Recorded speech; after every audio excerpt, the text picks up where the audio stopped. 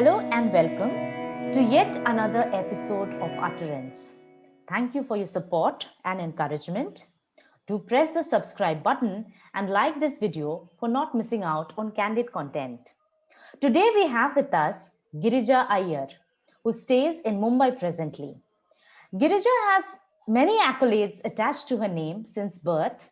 She has been a sincere student, an amazing mother of two beautiful kids, a super daughter and wife, and a marvelous career woman who have had awesome stints with giants such as Walt Disney during her stay at the States. She eventually changed her career path and is pursuing her love for academics and teaching since a few past years now. However, today she will walk us through the topic unconventional marriages and help us to perceive things from an entirely iconoclastic point of view by citing examples from her personal life. So let's welcome her. Mrs. Iyer, welcome to the show. Thank you so much, Lumbini. Uh, Never in my life had I ever thought that I would have to speak about myself someday. Having known you for so many years now, we've had our own personal conversations, but never, dreamt that it is going to be out in the public. But I guess it's going to be a fantastic experience for me as well to look into myself and just rewind myself and relive my life through your utterances and the conversation we're going to have today. Thank you so much for having me with you. Mrs. Iyer, society expects married couples to live together once they have vowed to love one another. But clearly, you and your husband have consciously decided against it and miraculously worked it out successfully. Tell us about your story. How did you both decide to agree to live in a long distance agreement? How fine is it for you to pursue such a relationship? And how did you manage to raise two beautiful kids successfully in this deal? Tell us about your story and inspire us. Yes, like you rightly said, Lumbini, it is a long distance relationship for almost 7 years now. My husband has been away from me for that long a period now. Um, Prior to that, we were together. We continue to be together in spirits and virtually, if you will. Uh, it hasn't been easy. It has been a long journey. It's 22 years that we have been with each other now. And I think by now, both of us are quite accustomed. I don't know if that's the right word, but somewhere we have known each other and we have come to understand what our requirements are, what our priorities are in life. Just to begin with, at 24 I got married and I left India and I went on my first ever transatlantic you know uh, uh, overseas stay, if you will, to the United States of America. I got married, and within a week's time, we were off to US. And 9 years later, we decided we were going to come back. Uh, More so for our parents, because I happen to be the only daughter, only child of my parents, and nobody really to be there with them. Likewise, my in-laws, even though my husband had has siblings rather, we wanted to spend some time with our in-laws as well. Uh, and then started our journey of being in a joint family, being there for our parents, slowly and steadily realizing what responsibilities really are. While alone in the United States, it was just the foursome, a nuclear family, and not many responsibilities or attachments as such. But when we came back to India, is when we realized, geez, did we do the right thing? So many people in our life, so many perceptions, some good, some not so good. Um, but eventually, we decided that both of us would not be able to carry this on, uh, Yeah. being together. In the sense, one of us would have to be back here Right. with our parents, and one of us would have to go back to States. And no doubt about that, no questions about that. It had to be my husband, Sriram Iyer, who decided that he has to be back in States. And it was a mutual agreement. There was no pressure or some kind of a choice whether you want to go or I want to go. It was just a mutual agreement that we would want our children to do their fundamental education, the basics over here in India until grade 10, and then from there on move back to US where they were born, to continue their further studies. And for that, for them to be successful in moving back to US, that foundation had to be relaid again. Since we had left US and come back, it we had to rebuild that base all over again. And who better could do it than my husband, who's been there for almost 22 years now, prior to coming back to India and then going back. So he's been there for long enough to take this forward. And like you said, it's been a long distance relationship, lot of challenges, lot of sacrifices, but at the end of the day, the goal that we together set out was children as well as parents both have to be both are very important aspects and parts of our life. So we had to, it was distribution of duties, it was distribution of responsibilities, it was distribution of karma as well. You want to take care of kids and you want to take care of parents, and then we will together kind of cross this journey. And I think to a large extent we have been successful, and we are slowly seeing our the dreams that we had together slowly take shape. So somewhere I think we've hit the bullseye, and we are still together. So that's the best part of it. Mrs. Iyer, on a lighter note, let us ask you, proving to immigration that your marriage is really that your marriage is really working is difficult enough when you live together in foreign countries. When you're long distance, I'm sure it's even harder, because when you're married to someone who lives abroad, you likely won't be able to submit the typical documents that immigration asks for you to prove that your relationship is real. You can't show a joint rental agreement because you have never lived in the same country, let alone the same house. So how do you handle that front? Well, that's a fact of life. It's easier to convince your own people that yes, you're married and you've got kids and he's still the same husband whom you met 22 years ago, than unknown people, immigration being one of them. Mhm. It's been tough, but still we have somehow managed, with all our so-called WhatsApp and Facebook and Twitter and whatnot, technology used to its best. you know uh, I do remember that when my kids were like ready, it was about a year and a half ago that we decided. My elder one finished his grade 10, and then we Okay. decided we're going to move them back to US. Mhm. um, and I was just like, wow, I'm done with this now, and my role is only to take care of parents, and here he goes to take it forward from here.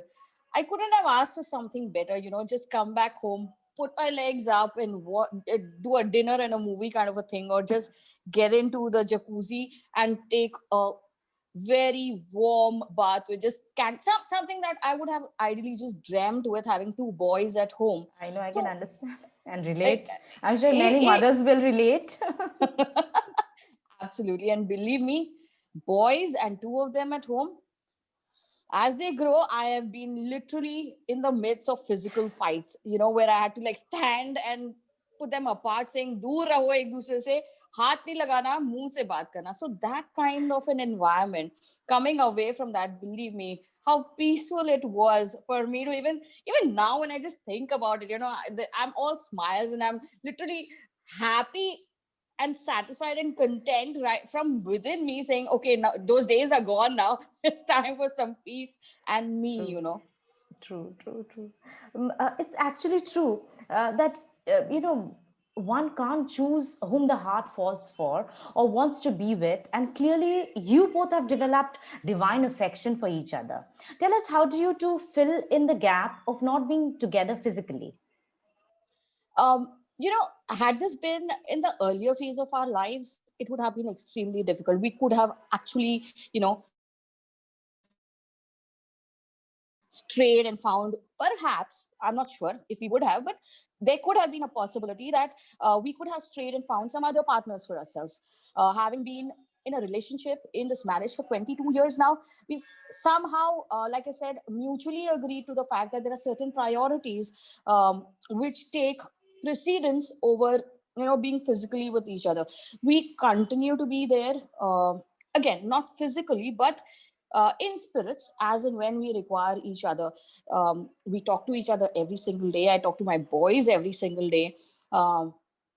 We have a set schedule, right? So they're about 10 and a half hours behind us. So evenings is the best time for me.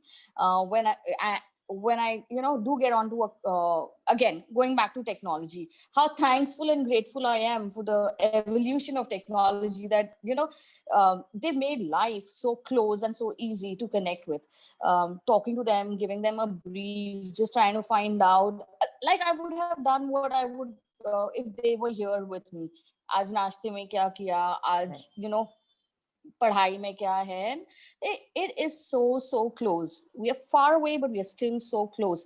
So yeah, certain aspects of physical relationships do take a hit. They are getting affected, but I think at the end of the day, since both of us are in this together and we are committed, I think we're still together. Yeah, not mute. It can feel very weird and a bit threatening to talk about taking the pressure off a relationship. Now, our collective inherited romantic culture likes to imagine functioning couples doing more or less everything together and being the center of each other's lives. The good couple is, we are told, one wherein two people mean more or less everything to one another. But in what ways have you maintained showing affection to each other? I'm just going to read out a couple of lines that my husband had sent me, stating that, ye zarur bolna, because ye mere man ki ichha hai. And I promised him, yes, I want to do that, because I'm going to be on this, talk show. And I told him, I'm just going to read out what he said. He said, अर्ज करता हूँ, मेरे ख्याल से इश्क सिर्फ दूर वालों से किया जा सकता है. मेरे ख्याल से इश्क सिर्फ दूर वालों से किया जा सकता है. अगर प्रिय पास हो तो फिर इश्क कैसा. अगर प्रिय पास हो तो फिर इश्क कैसा. दर्द जुदाई का एहसास कहाँ से लाएंगे. दर्द जुदाई का एहसास कहाँ से लाएंगे. तन्हाई का गम कैसे होगा. मेरे ख्याल से इश्क सिर्फ दूर वालों से किया जा सकता है. So somewhere, like I said, we've already set our goals that as long as my parents are there and the kids are still growing, it's a distributed responsibility that he's going to take care of the kids at this point in time while I take care of my mom. Like I already mentioned, she has nobody else right now, and neither one of us is of the opinion that we should leave her alone at this stage in her life where she really needs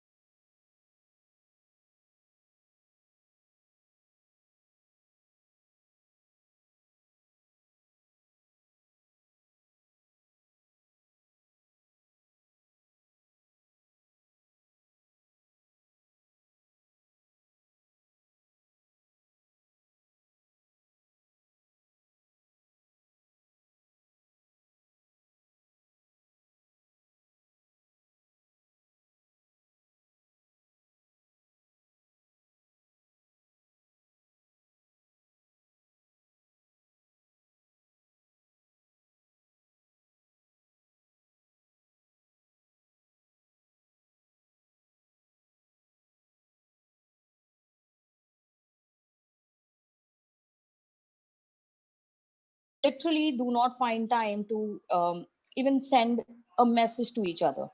But like I said, 22 years now, and somewhere that understanding has been built over the years that, okay, if he hasn't sent me a message, it's perhaps because he's a little tied down with some work, or something that he's caught up with and he's unable to communicate at this point in time.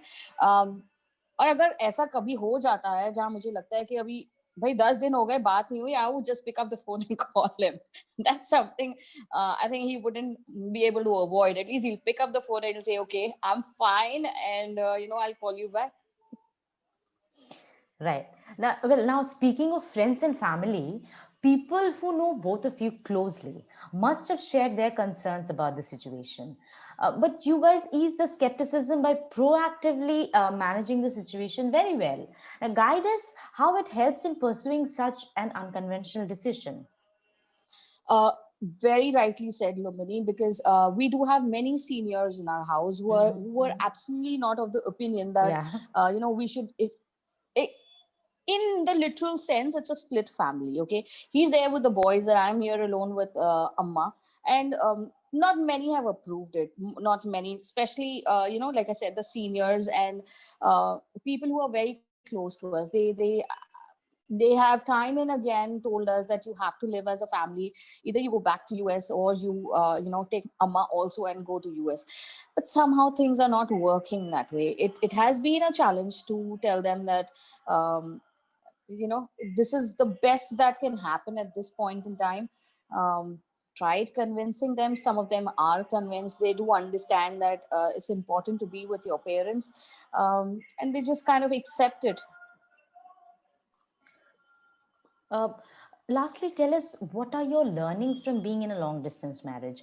I'm sure many who are experiencing the same situation will get inspired by your story. So, would you like to give them some tips regarding this? I can tell you one thing: I'm very happy and content. I'm very peaceful. Well, no, that was on a lighter note. See, Yes, you do miss being away from the family. The fact that ये रोज की जो नोक झोंक होती है family के साथ, where you have conversations with your children, your husband, in different paradigms, in different aspects of life. true. They are kind of not coming. Uh-huh.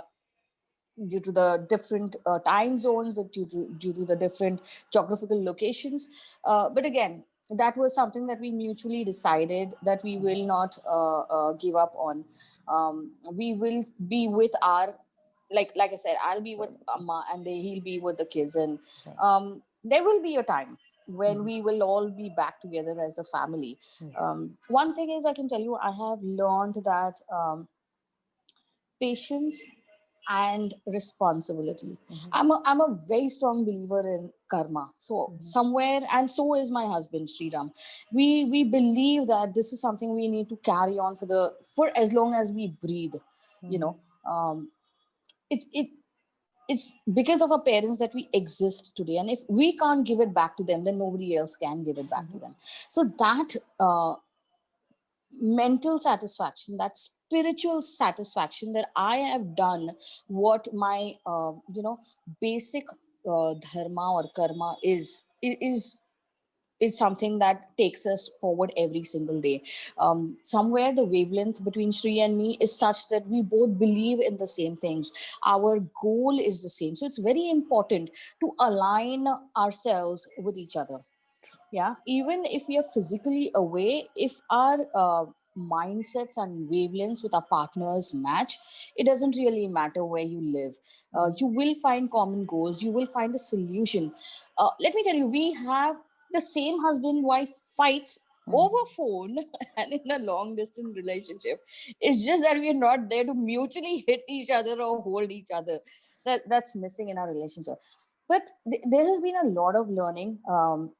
There's been a lot of introspection, because if the person is not around you, Yeah. you do reflect on what are the things that you have done or said. The You get positives more of time. right, Absolutely, right, right. absolutely.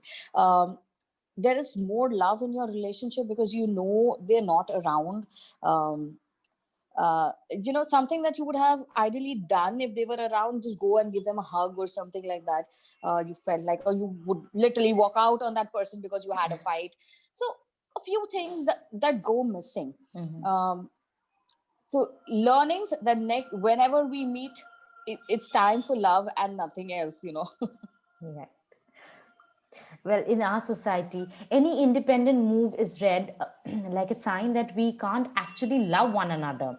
It is Mhm. taken to be a sign of imminent danger if we visit Yes, other countries. absolutely. If we visit other countries on our own or sleep apart. Mrs. Iyer, it's amazing how you both enjoy a harmonious union and have ensured that you have plenty of sources of excitement, Yeah. reassurance, and stimulation outside of each other. I'm sure it has got everything to do with the maturity, openness, trust, and hunger for individual growth that has Yeah. promoted this beautiful relationship. Thank you for sharing a story and inspiring so many of us today. Thank you. Thank you, Lumbini. And I really hope that women out there learn from the fact that you don't necessarily have to live together to, uh, bring your relationship together. It's what you feel for your partner, it's what you feel for your loved one, it's what you decide and mutually agree to achieve in life together, which is going to, make that relationship, like you rightly said, harmonious and Mhm, meaningful. So mhm, good luck to all the women out there. I hope I've given you a reason to be independent and do something that you would have ideally thought of doing, but weren't doing just because mhm. there were people around you. Thank you so much. Absolutely. You have been such an inspiration, Mrs. Iyer. Thank you. Thank you so much.